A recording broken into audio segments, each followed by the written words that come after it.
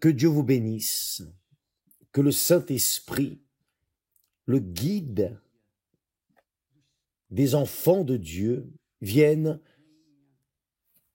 sur tous ceux qui participent à ce direct et qu'à travers eux, ils viennent à s'étendre aux êtres chers, aux amis, aux parents, aux voisins, aux collègues de travail, à l'école, même aux personnes qui sont adversaires, que tous, littéralement tous, toutes les personnes chrétiennes et non chrétiennes soient conduites par le Saint-Esprit. Parce que sans lui, il n'y a pas de christianisme. C'est cela. Sans lui, il n'y a pas de chrétien.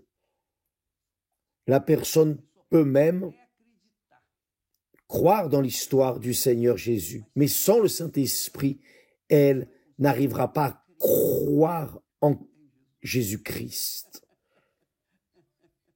Et nous voyons cela, mes amis,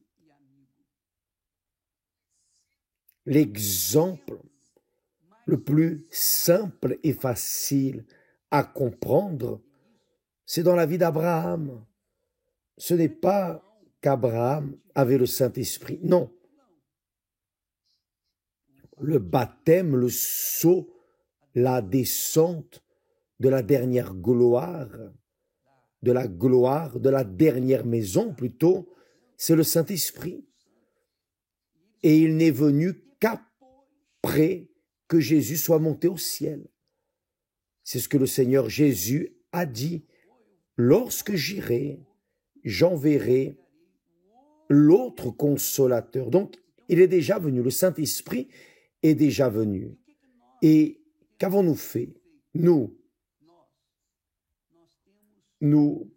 parlons, nous enseignons et cherchons à mener les personnes à cette conscience. Le Saint-Esprit est disponible à toutes les personnes. Dès l'instant où ces personnes viennent se convertir au Seigneur Jésus-Christ, son Fils, bien sûr. Comment pouvez-vous recevoir le Saint-Esprit si vous n'avez pas le Fils de Dieu qui vous justifie, qui vous rend pur pour que le Saint-Esprit puisse habiter en vous? Bien, mais Abraham, comme nous parlions, est un exemple de la séparation entre la lumière et les ténèbres, entre Dieu et les idoles. Abraham montre clairement cela. Parce que nous avons déjà dit, c'est écrit, Abraham était idolâtre, il adorait les idoles, jusqu'à ce qu'il entende la voix de Dieu. Et alors, il s'est rendu à cette voix. Il a cru dans cette voix. Il a cru car il a obéi. Ça, c'est la foi intelligente. La foi intelligente, la foi chrétienne pure est celle-ci. Vous croyez et obéissez à la parole du Seigneur Jésus-Christ. Vous croyez et vous obéissez à la parole du Seigneur Jésus-Christ. Jésus a dit, je suis la vérité. Je suis la vérité. C'est-à-dire, celui qui croit dans la vérité de Jésus, qui est le Seigneur Jésus-Christ, marche dans la vérité, vit dans la vérité, lutte pour la vérité qui est la justice de Dieu. Donc, quand la personne se convertit au Seigneur Jésus, elle a le droit, le privilège, et je vais au-delà, je vais dire, elle a le devoir de recevoir l'Esprit de Jésus, car il l'a promis. Et si elle ne reçoit pas le Saint-Esprit, c'est parce que quelque chose l'empêche. Pourquoi? Évêque, je veux le Saint-Esprit, je vais à l'église, je fais ceci et cela, d'accord. Mais, mes amis, parfois, vous présentez à Dieu une offrande physique. Vous présentez votre corps, mais vous ne présentez pas votre âme, votre cœur, vos volontés, vos convoitises, vos rêves personnels. Donc, vous livrez physiquement, vous avez tout livré, vous êtes allé sur l'autel, vous, votre corps s'est déposé sur l'autel. Oh mon Dieu, voici ma vie, voici mon être. Que ta volonté soit faite dans ma vie. Sauf que là, dans le plus profond de votre cœur, il existe des vestiges de rêves personnels, de volonté personnelle. Et là, réellement, le Saint-Esprit ne vient pas. Et vous devez avoir noté les témoignages que nous postons quotidiennement. Vous voyez que les personnes qui ont reçu le baptême du Saint-Esprit ont été des personnes qui se sont dépouillées, non à peine physiquement, mais dans leur cœur, leur volonté, leur cœur. Le cœur, nous avons dit, il est rebelle, cruel. Le cœur est trompeur. Donc, nous ne pouvons pas confier dans le cœur.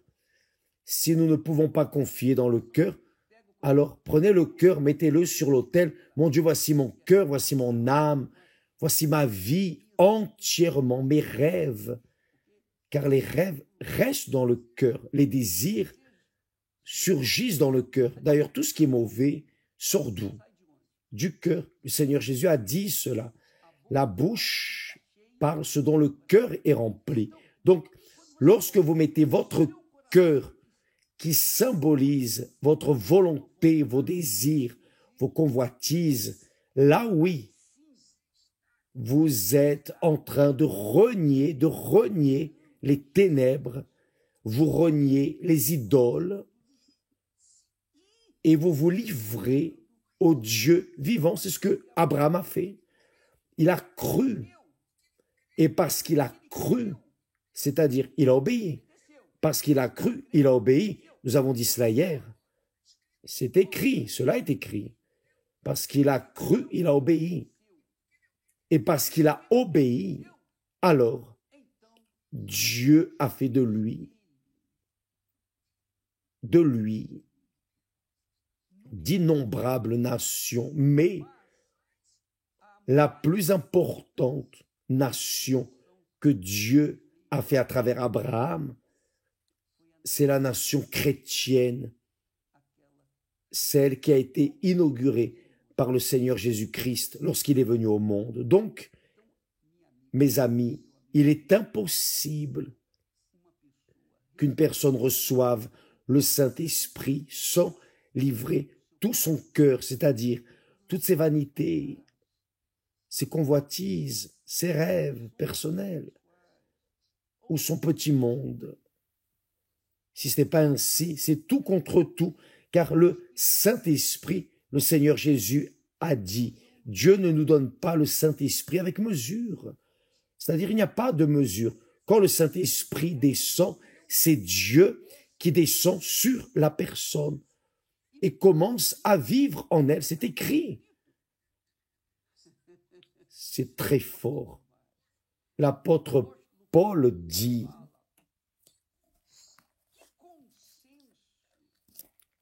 quel accord y a-t-il? Quelle combinaison y a-t-il? Quelle compatibilité y a-t-il entre le temple de Dieu se référant à la personne, à vous, à moi, à tous ceux qui sont le temple de Dieu, car le temple de Dieu est habité par Dieu lui-même. s'il n'est pas habité par le Saint-Esprit, ce n'est pas le temple de Dieu. Donc il dit, quel rapport y a-t-il entre le temple de Dieu et les idoles, c'est-à-dire les désirs, les volontés, l'amour à ceci, à cela, le dévouement à tel ou tel.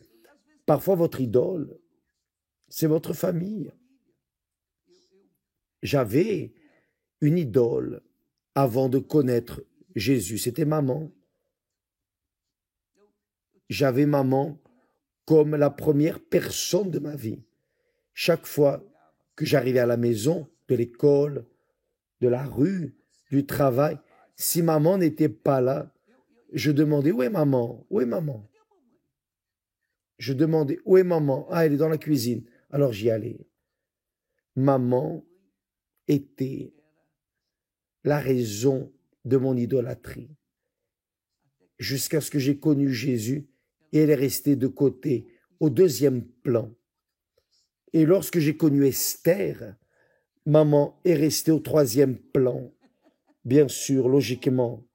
Maintenant, Esther substituerait ma mère pour prendre soin de moi. Donc, évidemment, comme dit le dicton populaire,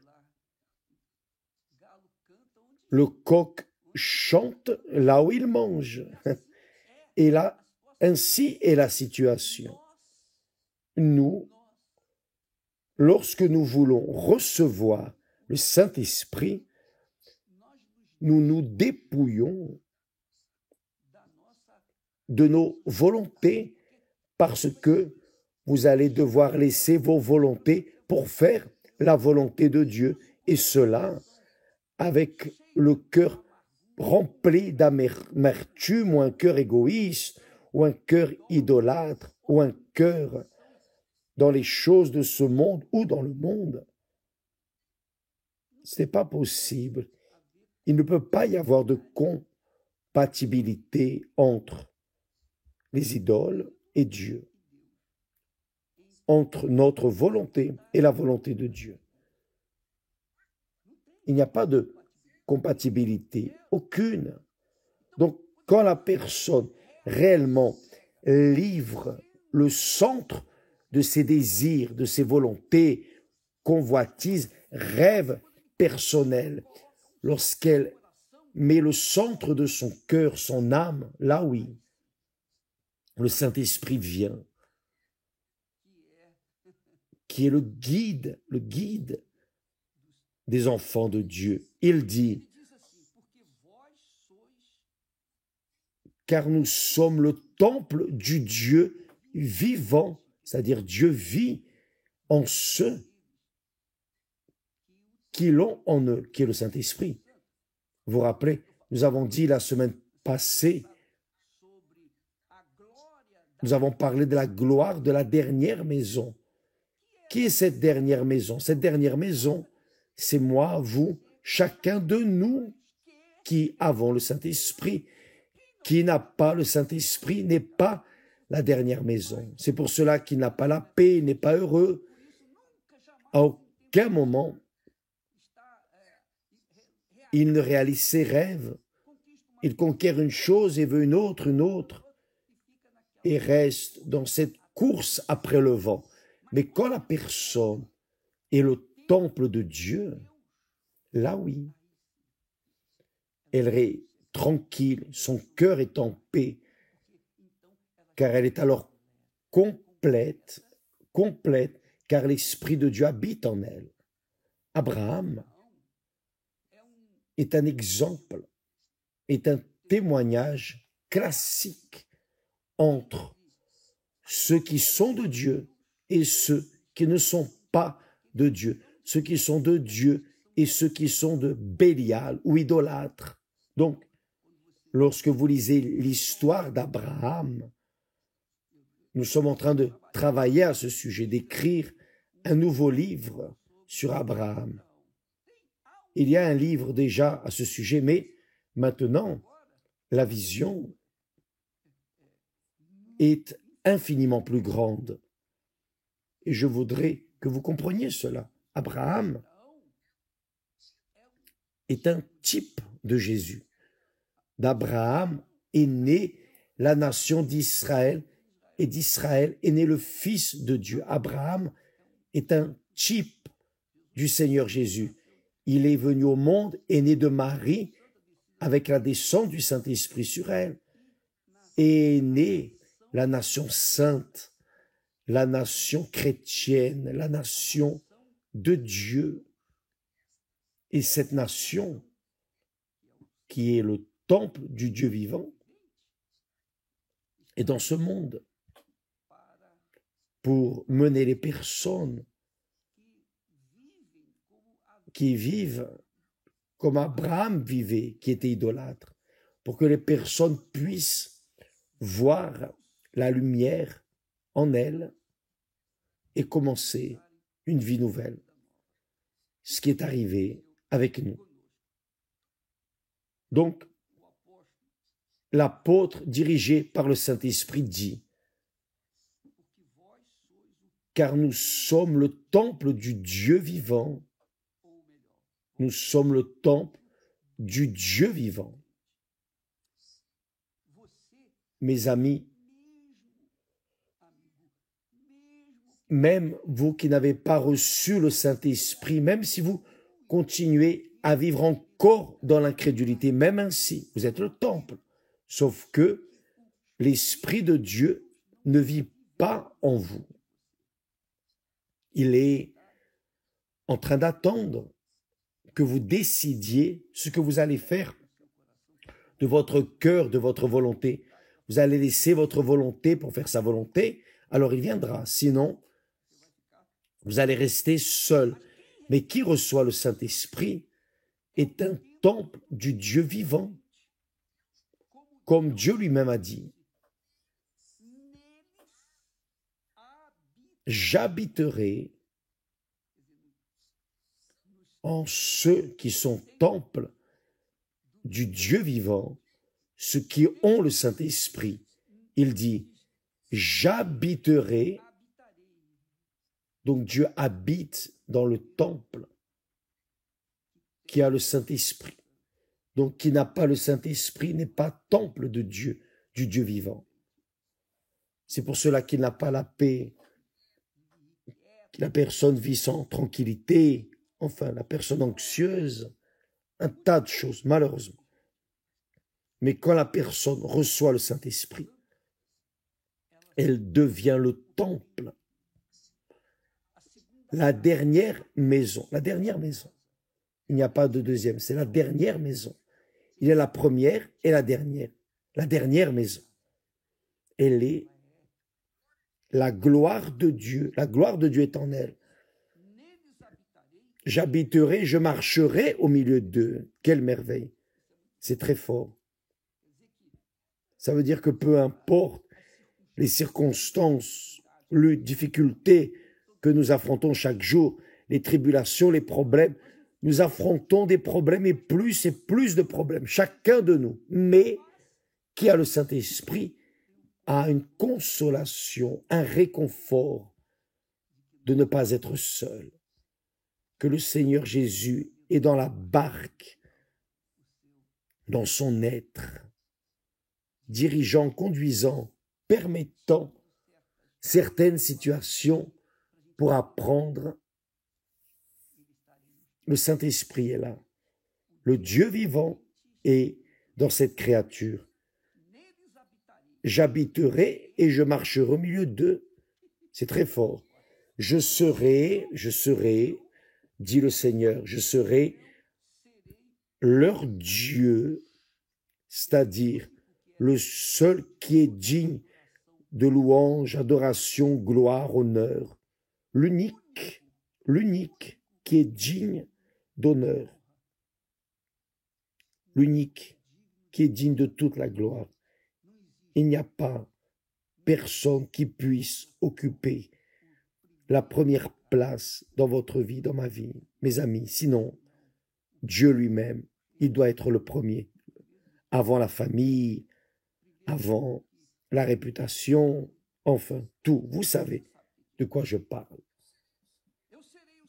Je serai leur Dieu, celui qui sera loué, adoré. et ils seront mon peuple. Donc, les luttes que nous affrontons, les tribulations, les moments difficiles, mais Dieu est avec nous. Il ne va pas sortir, il ne va pas monter, non.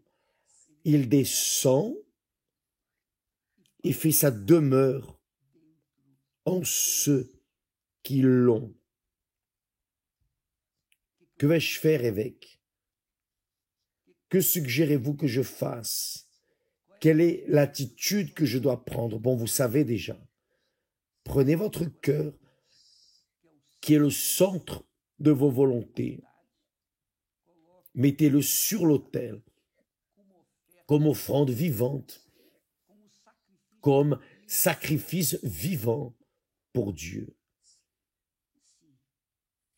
Si véritablement vous mettez votre cœur sur l'autel, véritablement, automatiquement, mais immédiatement, vous recevez le Saint-Esprit, car Dieu veut cela. Il veut davantage, bien plus, bien davantage, faire sa demeure en vous que vous n'en avez besoin. Il veut beaucoup plus. Mais il ne peut pas entrer en vous sans votre permission. Car c'est un mariage. Personne ne se marie ainsi par obligation, par imposition. Non, la personne se marie car elle concorde avec l'autre personne, n'est-ce pas? Lorsque vous êtes marié, vous avez concordé avec votre mari, votre épouse, n'est-ce pas? C'est ainsi que nous nous sommes mariés. Nous engageons la parole l'un envers l'autre. Nous faisons un serment sur l'autel, n'est-ce pas? Quand Dieu descend, il descend parce que la personne a accepté. Voici ma vie, fais de moi ta volonté. Voici mon corps pour être la demeure du Très-Haut. Et Dieu descend. Mais ça ne sert à rien de simplement parler, de juste penser, de juste monter sur l'autel et vous agenouiller et mettre le visage par terre. Non. Il faut qu'il y ait pureté, sincérité, transparence. Oh, je veux, prends ma vie. Je veux que le Seigneur soit mon Seigneur, mon Dieu, le premier de ma vie. De là la raison des dîmes. Les dîmes reflètent précisément cela, que Dieu est le premier dans la vie des fidèles. Bien, nous lisons ici 2 Corinthiens chapitre 6, verset 16, que je vais laisser écrit là sur Instagram et sur Telegram aussi, d'accord? Que Dieu vous bénisse tous et à demain au nom du Seigneur Jésus, s'il le permet ainsi, grâce à Dieu.